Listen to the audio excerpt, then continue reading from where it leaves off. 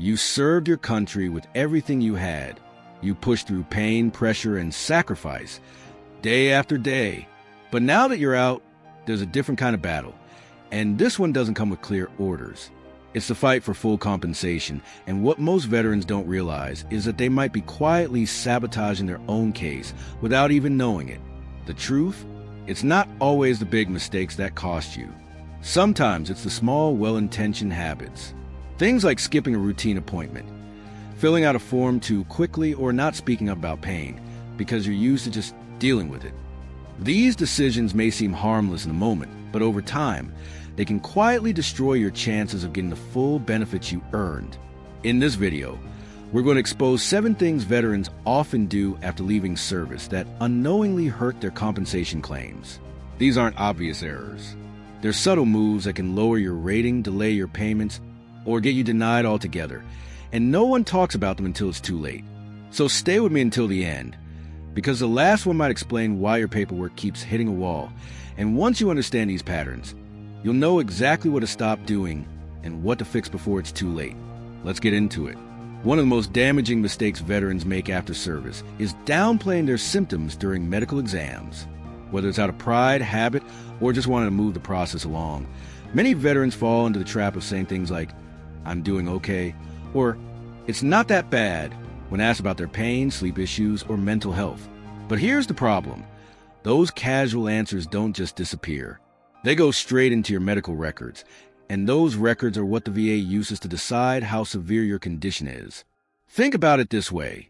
If you tell a compensation and pension examiner that your back pain is manageable, but you've actually been waking up in agony every morning and missing work because of it, you've just given the VA a reason to rate you lower. They don't go by what you meant. They go by what you said. And the damage doesn't end there. Once that language is in your file, it becomes part of the paper trail that follows you. It gets cited in future evaluations, used to justify denials, and stacked against any appeal you try to make later. All because you didn't want to complain. You don't get extra points for being tough. The system is based on documentation, not sacrifice. If you don't speak up about how your condition is really affecting your life, physically, emotionally, and professionally, no one will do it for you. So if you're still brushing things off during appointments, thinking it's not a big deal, stop now. Describe everything clearly, honestly, and in detail. Don't minimize your pain. Don't sugarcoat your struggles. You earn the right to be heard. Use it, because the VA can't rate what it doesn't know. Another major misstep veterans make is failing to connect their current health issues to their time in service. It might seem obvious to you that your chronic knee pain started after years of carrying gear, or that your sleep problems began after deployment. But if that connection isn't clearly documented and explained, the VA won't see it that way. The burden is on you to establish what's called a nexus, the link between your service and your condition. And this is where many veterans unintentionally sabotage their claims.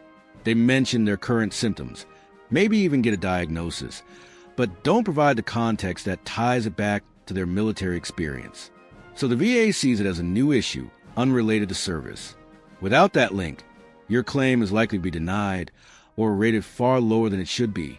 Even worse, some veterans assume that the VA already knows what they went through. But unless it's spelled out in your records, don't count on them putting the pieces together for you. It's not about assuming they understand. It's about giving them no choice but to, if you have an injury, illness, or psychological condition, take the time to write out exactly how it started, how it got worse during your service, and how it's impacting your life now. Be specific. Was a fall during training? Constant loud noise from equipment? Long-term exposure to chemicals, or stress? These details matter more than most people realize.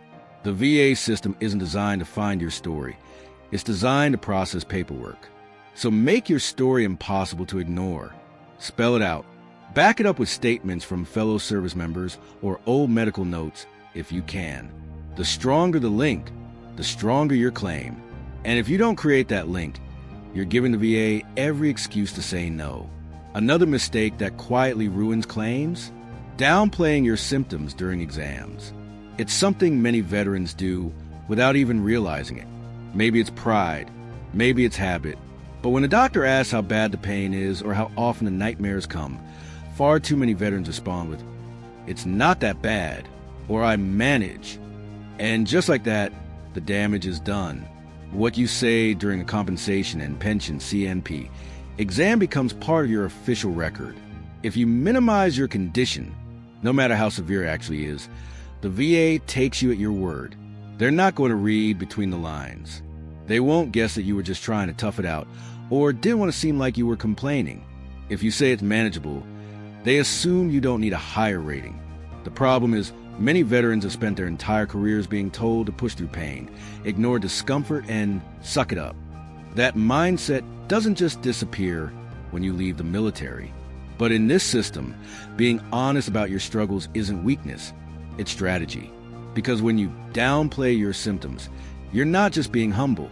You're handing the VA a reason to deny or lowball your claim. You need to be brutally honest during your exams. If the pain keeps you from sleeping, say that. If your anxiety makes it hard to leave the house, don't sugarcoat it. Be clear, be direct, and describe your worst days, not your best ones. This isn't about exaggerating. It's about giving an accurate picture of how your condition actually affects your life. Because if you don't speak up for yourself, the VA certainly won't. One of the most damaging habits veterans fall into after service is avoiding treatment altogether. It sounds harmless at first, skipping a doctor's visit here, putting off therapy there, but over time, it sends a dangerous message to the VA that your condition isn't serious enough to need help.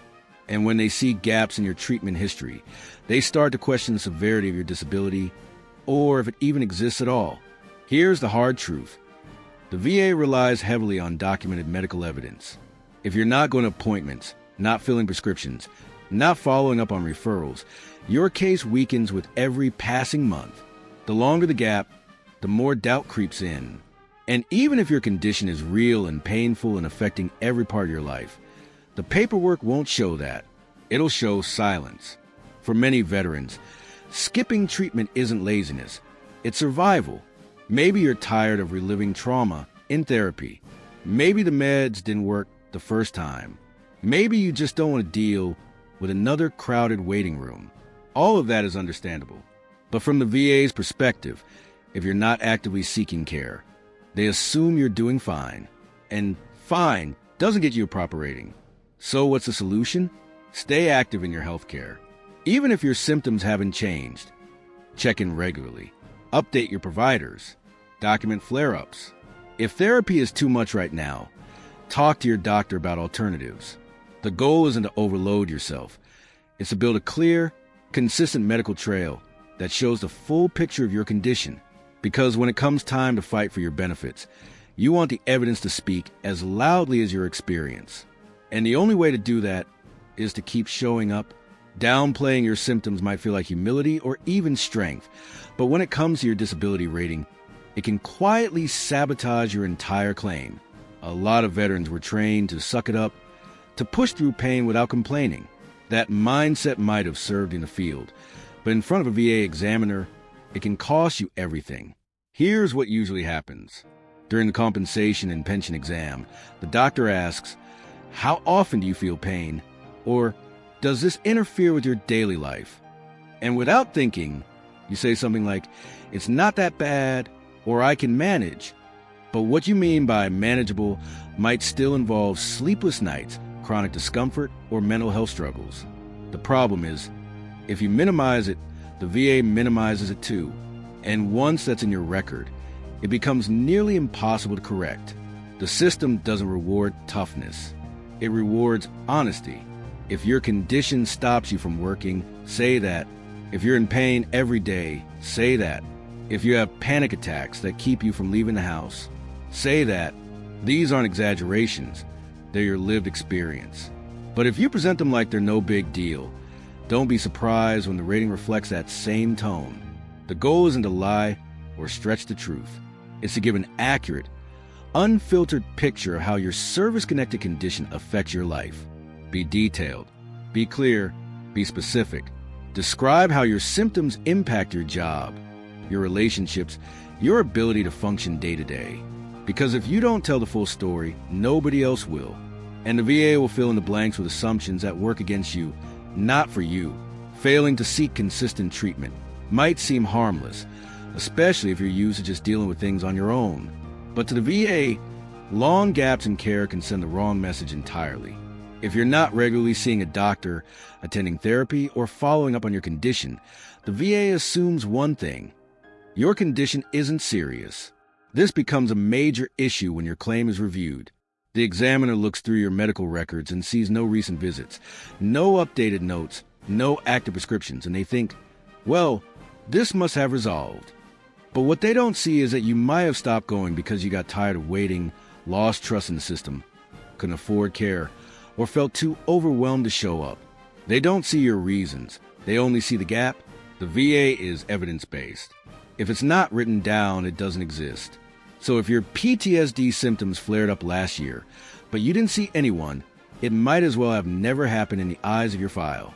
If your back pain worsened, but you didn't go back to physical therapy, that decline isn't acknowledged. And over time, this can snowball into denials or low ratings that don't match your real situation. To avoid this, you don't need to flood your schedule with appointments, but you do need to show a pattern. Keep a paper trail, progress notes, referrals, even messages in your online VA portal. Seek treatment when symptoms flare. Follow up when things change. And if access is an issue, document that too. You're not just managing your health. You're building the case that proves your health is still affected. And without that consistent trail, your credibility weakens. Even when your pain doesn't. Relying too heavily on your military records alone can quietly sabotage your claim. A lot of veterans think, it's all there in my file, my injuries, my deployments, my symptoms.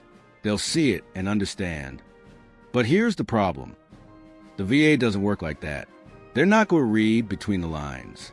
If your current condition isn't clearly and repeatedly connected to your service, they won't make that leap for you. Your military records are just a starting point. What the VA looks for is a direct, well-documented link between your past and your present, known as a nexus. So even if your knee injury shows up in your deployment notes from 15 years ago, if there's no follow-up, no treatment since, no current diagnosis tying all together, the VA might not count it. To them, it's just an old injury unless you've shown it never fully healed or got worse over time. And here's where a lot of veterans get caught off guard. They assume that just mentioning something during a compensation and pension CNP exam is enough. It's not. If you don't spell it out in your personal statement, if you don't have medical notes reinforcing that link, if your doctor doesn't clearly write, this condition is at least as likely as not caused by their service, then you've got a missing link, and the VA will use that gap to deny or underrate your claim. So what should you do? Make your case impossible to ignore. Don't just rely on what's in your file. Tell your story. Submit a detailed statement explaining how the condition began, how it evolved, and how it impacts your daily life now. Get a medical professional to write a clear nexus letter. And if you've got buddy letters, statements from people who serve with you or witness your symptoms, include them. Build the bridge between then and now. Because if you don't, the VA will assume there's no connection, even when the truth is right in front of them, letting frustration push you into giving up, or worse, accepting a low rating without a fight, is one of the most damaging things a veteran can do. And yet, it happens more than people think. After months or even years of submitting paperwork, waiting on responses, and dealing with confusing denials, it's easy to start believing that maybe the VA knows better, that maybe your condition isn't bad enough, or that it's just not worth the hassle. But that belief, while understandable, can cost you tens of thousands of dollars over your lifetime, and more importantly, the care and stability you've earned. The truth is, the VA system is built to wear you down. It's complex on purpose. Denials are common even for legitimate claims. Many veterans get rated too low not because their condition doesn't qualify, but because they didn't push back. They didn't appeal. They accepted a 10% or 30% rating, even when their symptoms clearly match 70% or higher. And once you accept that rating and the decision goes final, it becomes harder to change it later. But here's the thing. Persistence works. Veterans who take the time to appeal gather stronger evidence, submit additional statements, or even hire a qualified advocate often see their rating go up, sometimes dramatically. We've seen veterans go from 30% to 100% not, because their condition changed, but because they finally presented their case the right way. The VA doesn't reward silence. It rewards proof, repetition, and pressure. So if you've been denied or underrated, don't give in to the voice that says, it's probably not worth it. That voice is wrong. You fought for your country. Now fight for what you're owed. Your benefits aren't charity. They're compensation for the toll service took on your body and your life. And if you don't claim them fully, no one else will do it for you. Keep going. Appeal. Refile. Ask for help. Because giving up might feel easier today, but years from now, when the bills pile up or your condition gets worse, you'll wish you had fought harder now. It's easy to think the VA system is working the way it's supposed to, that if your claim was denied or your rating came back lower than expected, it must be because your case just wasn't strong enough. But as we've seen, that's rarely the full story. Most of the time, veterans don't realize how small actions, missed deadlines, vague language, or even just not speaking up, can quietly damage their chances of receiving full compensation. The truth is, the system isn't built for clarity. It's built on paperwork, persistence, and precision. And that means if you don't take control of your case, no one else will do it for you. We've just covered 8 of the most common mistakes veterans make after service that secretly sabotage their claims. But the good news is, every single one of them can be fixed or avoided entirely once you know what to look for. Whether it's learning how to talk about your condition clearly, documenting everything, or refusing to accept a denial at face value, these aren't just strategies, they're lifelines. They're how veterans move from being overlooked to being heard, from undercompensated to fully recognized, from frustration to real peace of mind. If you recognize yourself in any of these points, you're not alone and you're not stuck. Take what you've learned today and put it into action. Start reviewing your records. Make that follow-up appointment. Reach out to someone who's been through the process and knows how to navigate it. Because the sooner you take the next step, the sooner you get closer to the benefits and support you earn through sacrifice. We want to thank you for spending your time with us today. If this video helped you see something differently or gave you a push to act, let us know by dropping a comment below. Share which point hit home the most. And if you've already started your claim or are thinking about it, tell us where you're at. We read every comment, and your story might help someone else take their first step too. If you found this video helpful, please like it, subscribe, and turn on notifications so you never miss an update. Your support helps us keep making honest, helpful content for veterans who deserve more than just silence from the system. Thanks again for watching, and we'll see you in the next one.